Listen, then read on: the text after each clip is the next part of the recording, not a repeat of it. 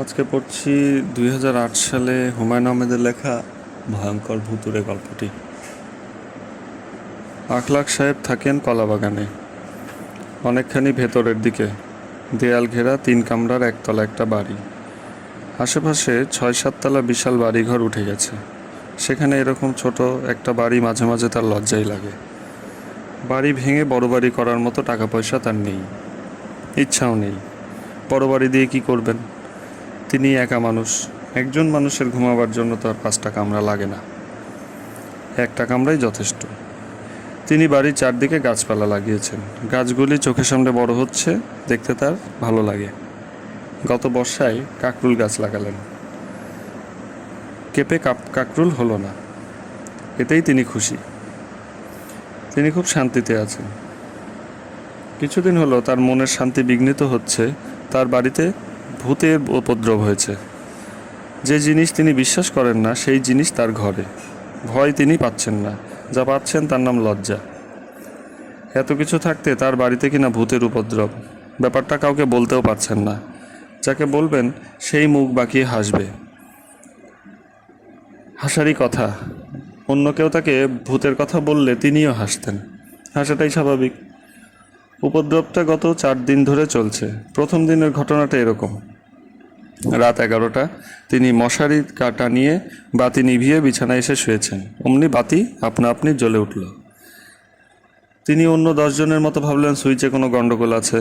দেশি সুইচগুলো কোনো কাজের না, কিছু না কিছু গন্ডগোল থাকবেই। মানুষ যে শুধু বিদেশি জিনিস খোঁজ করে এই জন্যই করে। তিনি আবার উঠে গিয়ে বাতি নিভালেন, বিছানায় এসে শুলেন। শীত শীত লাগছিল, চাদরটা গায়ে টেনে দিলেন। অমনি আবার বাতি জ্বলে উঠল।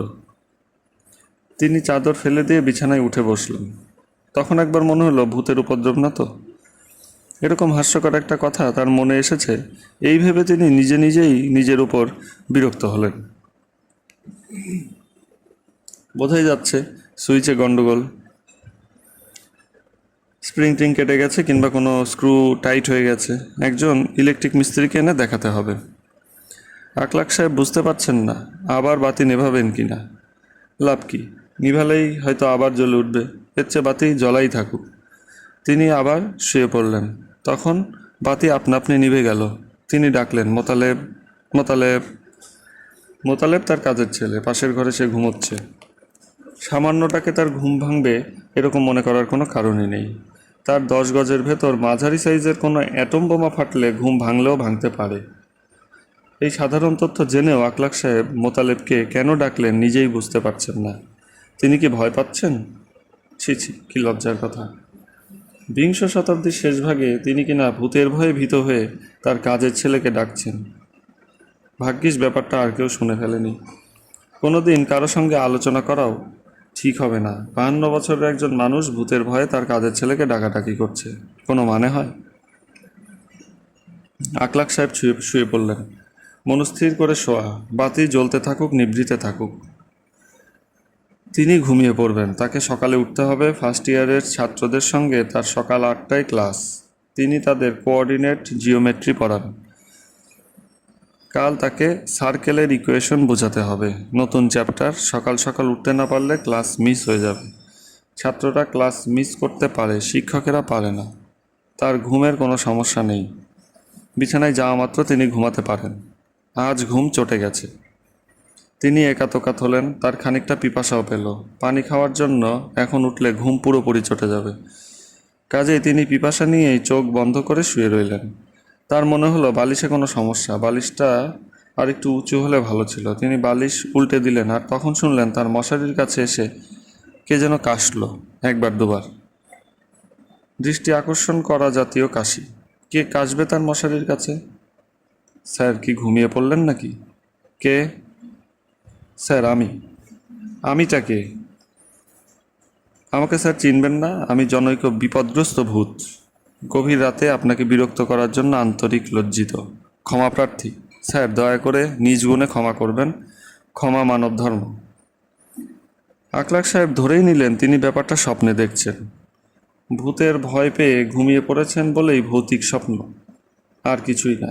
ভূত বিশ্বাস না করলেও স্বপ্নে ভূতের সঙ্গে কথা বলা যায়, তাতে অস্বস্তি বা লজ্জাবোধ করার কিছু নেই। এখন তার একটু মজাই লাগলো। তুমি তাহলে ভূত? জি স্যার, বিপদগ্রস্ত ভূত। অপারগ হয়ে আপনার কাছে এসেছি। তুমি কি বাতি জ্বালাচ্ছিলে নিভাচ্ছিলে? Yes sir. ইংরেজি জানো নাকি? সামান্য জানি স্যার, ভেরি লিটল। চর্চা নেই বলে মাঝে মাঝে ভুল হয়। তুমি বিপদগ্রস্ত বলছিলে, বিপদটা কি? সে এক লম্বা ইতিহাস, সময় নিয়ে বলতে হবে। স্যারের কি সময় হবে? না, সময় হবে না। আমাকে সকালে উঠতে হবে, সকাল 8টায় আমার একটা ক্লাস আছে। সময় মতো ঘুমাতে না পারলে ক্লাস মিস করব। আগের দুটো ক্লাস হরতালের জন্য হয়নি। তাহলে তো স্যার আর বিরক্ত করা ঠিক হবে না। অবশ্যই ঠিক হবে না। স্যার শুভরাত্রি। শুভরাত্রি। Good night sir. Good night. Sir, Guten না খাট, স্লেপেনজি গুট। এইটা আবার কি? জার্মান ভাষায় শুভরাত্রি। সুনিদ্রা হোক। তুমি জার্মান জানো নাকি? না জানার মতোই স্যার। জার্মান কালচারাল ইনস্টিটিউটে কিছুদিন ঘোরাঘুরি করে যা শিখেছি। একেবারেই চর্চা নেই। বিদেশি ভাষা চর্চা না থাকলে দুদিনেই ভুলে যেতে হয়। তাহলে যাই স্যার, কাল আবার দেখা হবে। আচ্ছা, ভালো কথা। ঘরে ঢুকেছো কোন দিক দিয়ে? জানালা দিয়ে ঢুকেছি স্যার। যদি অনুমতি দেন তাহলে চলে যাই। যাও। আকলার সাহেবের মনে হলো জানালার কপাট একটু নড়ল, তারপর সব চুপচাপ। আর কোনো শব্দ হচ্ছে না। তখন আকলাক সাহেবের মনে হলো ব্যাপারটা কি আসলে স্বপ্নে দেখছেন, নাকি জেগেই ছিলেন এবং এখনও জেগে আছেন। তিনি আবার ডাকলেন, মোতালেব, এই মোতালেব। মোতালেব জবাব দিল না। তার জবাব দেবার কারণ নেই। একটা গদা দিয়ে মাথায় বাড়ি মারলে যদি ঘুম ভাঙে। পানির পিপাসা আবার হচ্ছে। স্বপ্নে কি পানির পিপাসা হয়? এইসব ভাবতে ভাবতে হয়। তিনি ঘুমিয়ে পড়লেন, কিংবা তার স্বপ্ন দেখা শেষ হলো। তো ঘুম ভাঙলো সকাল 9টা 10 মিনিটে। ক্লাস মিস হয়ে গেল। তার অত্যন্ত মেজাজ খারাপ হলো। ভূতের উপর রাগে গা জ্বলে গেল। ক্লাস যখন মিস হয়ে গেল তখন তিনি ঠিক করলেন আজ আর কলেজে যাবেন না। মিস্ত্রি ডাকিয়ে সুইচটা ঠিক করবেন, যাতে আবার ভূত বিষয়ক জটিলতায় ক্লাস মিস না হয়। নিজে মিস্ত্রি ডেকে আনলেন। সে সুইচ বদলে বিদেশি সুইচ লাগিয়ে দিয়ে গেল। German switch. জার্মান সুইচের কথাই মনে পড়ল। ভূতটা জার্মান ভাষায় কি কি যেন বলেছিল, গুটেন না খিট জাতীয় কিছু। কি হাস্যকর ব্যাপার, কাউকে বলা যাবে না। বিকেলে মালিবাগে তিনি তার ছোট বোনের বাসায় বেড়াতে গেলেন। আত্মীয় স্বজন কারো বাসাতেই তিনি যান না, ভালো লাগে না। একা থাকতেই ভালো লাগে, যে কারণে বিয়ে টিয়ে করেননি। এখন মনে হচ্ছে বিয়ে করলে ভালো হতো। জার্মান জানা ভূতের গল্প নিজের ছেলে মেয়েদের সঙ্গে করা যেত। একান্ত আপনজনের সঙ্গে অনেক গল্প করা যায়। তার ছোট বোন মিলি অবশ্য তার খুব আপন। সপ্তাহে একবার তাকে না দেখতে পেলে আকলাক সাহেবের দারুণ মেজাজ খারাপ হয়। মিলির সমস্যা একটাই, দেখা হলেই বিয়ের জন্য আকলাক সাহেবকে চেপে ধরবে, ঘ্যান ঘ্যান করে মাথা খারাপ করে দেবে। ভাইয়া, তুমি একা একা কী করে থাকবে? 52 বছর বয়সে এইসব কথা শুনতে ভালো লাগে না। মিশির আলী সাহেব সপ্তাহে একদিনের বেশি যান না তার বাসায়। তাছাড়া মিলির মেয়ে তৃণা হয়েছে মহাদুষ্টু। তৃণা তাকে বড় বিরক্ত করে। মিলি বাসায় ছিল না, তার স্বামীর সঙ্গে কোনো বিয়েতে গেছে। তবে তৃণা বাসায় ছিল। সে বড় মামা বলে এমন চিৎকার শুরু করলো যে আকলাক সাহেবের মাথা ধরে গেল। আকলাক সাহেব মিলিকে যেমন পছন্দ করেন, তার মেয়েকে তার চেয়ে বেশি পছন্দ করেন। তবে পছন্দের ব্যাপারটা প্রকাশ করেন না। বাচ্চারা একবার যদি বুঝে ফেলে তাকে কেউ পছন্দ করছে, তাহলে তার জীবন অতিষ্ঠ করে তোলে। বিশেষ করে সে বাচ্চা যদি দুষ্ট প্রকৃতির হয়, তাহলে তো কথাই নেই। তাছাড়া মিলির এই মেয়ে তার মার মতোই বেশি কথা বলে, বকবক করে মাথা ধরিয়ে দেয়। আকলাক সাহেব গম্ভীর গলায় বললেন, খবর কী রে? টিনা হড়বড় করে বলল, বড় মামা, আমার খবর ভালো, খুব ভালো। আজ তোমাকে যেতে দেব না। আজ তোমাকে আমাদের বাড়িতে থাকতে হবে, সারা রাত গল্প করতে হবে, ভূতের গল্প। আকলাক সাহেব হাই তুলতে তুলতে বললেন, অন্য কোনো গল্প করতে পারি, ভূতের গল্প না। হুম মামা, ভূতের গল্প শুনবো। ভূতের গল্প তো কিছুতেই বলবো না। বলবে না কেন? বিংশ শতাব্দীর শেষ ভাগে এসে ভূতের গল্প বলা যায় না, শোনাও যায় না। শোনা যায় না কেন? শুনলে পাপ হয়। মানুষ যখন চাঁদে যাচ্ছে, মঙ্গল গ্রহে ভাইকিং নামিয়ে সয়েল টেস্টিং করছে, তখন আমরা ভূত নামক কাল্পনিক প্রাণীর কথা ভেবে ভয় পাচ্ছি। এটা হাস্যকর। বড় মামা, আসলে তুমি ভূতের গল্প জানো না। আকলাক সাহেব একবার ভাবলেন। গত রাতের অভিজ্ঞতাটাই গল্পের মতো করে বলেন। শেষ মুহূর্তে নিজেকে সামলালেন, শিশুর মনে ভয় ঢুকিয়ে দেওয়া অপরাধের মতো। তিনি ঈশবের একটা গল্প শুরু করলেন। এক ধোপার একটা গাধা ছিল। গাধাটা একদিন তার নীল মেশানো পানির গামলায় পড়ে গেল। তার গায়ের রং হয়ে গেল নীল। টিনা করুণ গলায় বলল, বড় মামা, গাধার গল্প শুনতে ভালো লাগছে না। তাহলে রাখাল বালকের গল্প শুনবি?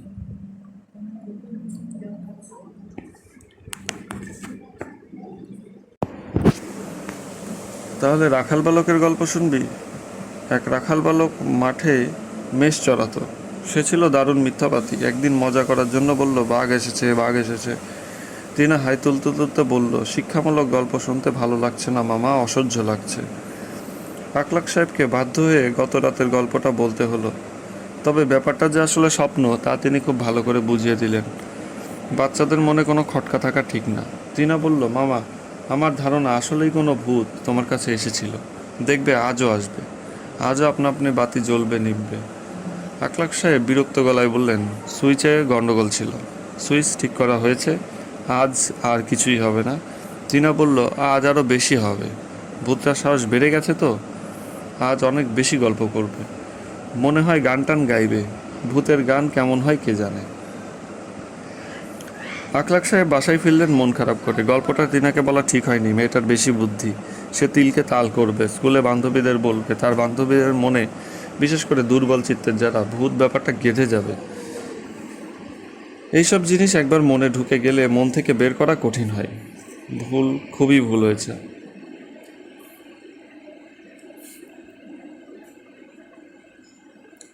রাতে তিনি আজ একটু সকাল সকাল ঘুমাতে গেলেন। বাতি নিভিয়ে বিছানায় ওঠার সময় মনে হলো, আজ আবার বাতি নিভবে না তো। এটা মনে হওয়াতে নিজের উপরেই তার রাগ লাগলো। তিনি একজন বয়স্ক মানুষ। ভূতের ব্যাপারটা যদি তার মধ্যেই গেঁথে যায়, বাচ্চাদের ক্ষেত্রে তার পরিণাম কী ভয়াবহ হবে তা তো বোঝাই যাচ্ছে। বাতি নিভল না।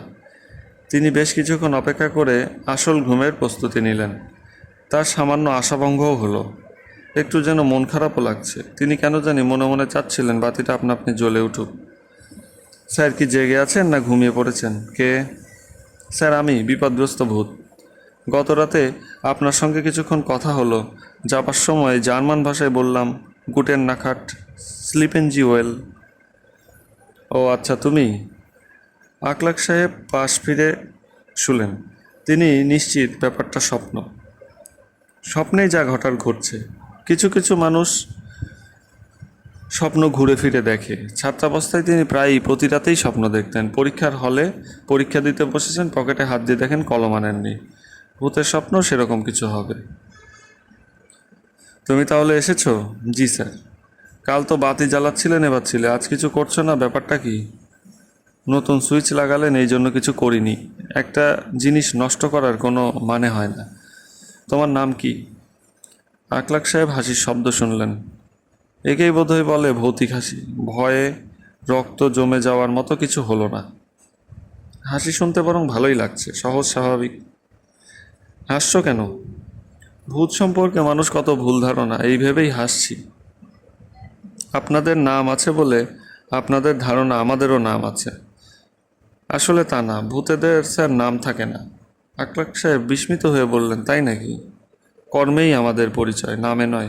বলো কি? সত্যি কথাই বলছি স্যার। যেমন ধরুন, বোকা ভূতদের নাম হচ্ছে বোকা 1, বোকা 2, বোকা 3, বোকা 4। যে যত বোকা তার নাম্বার তত বেশি।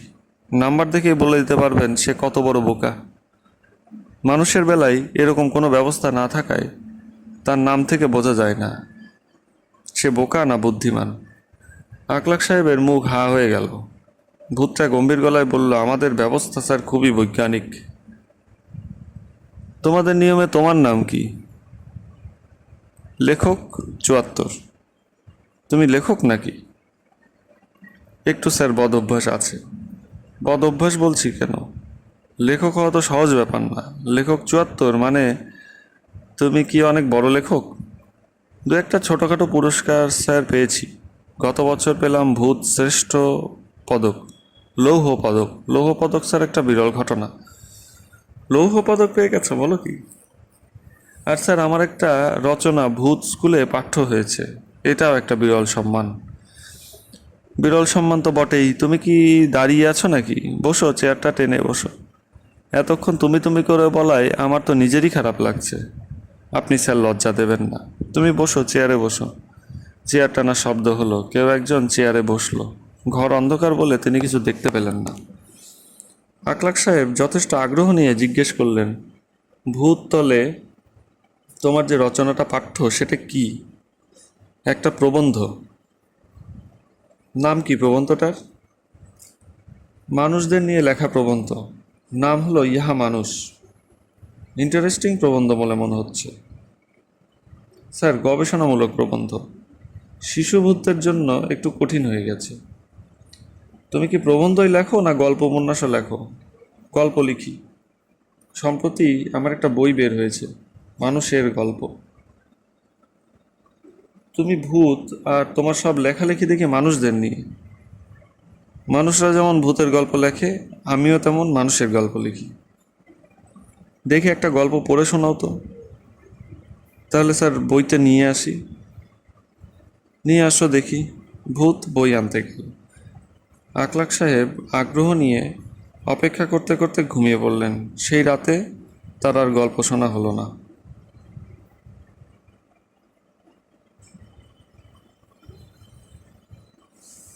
ভয়ঙ্কর ভূতুড়ে 1 এখানেই সমাপ্ত। 2 পাবেন পরের অডিওতে।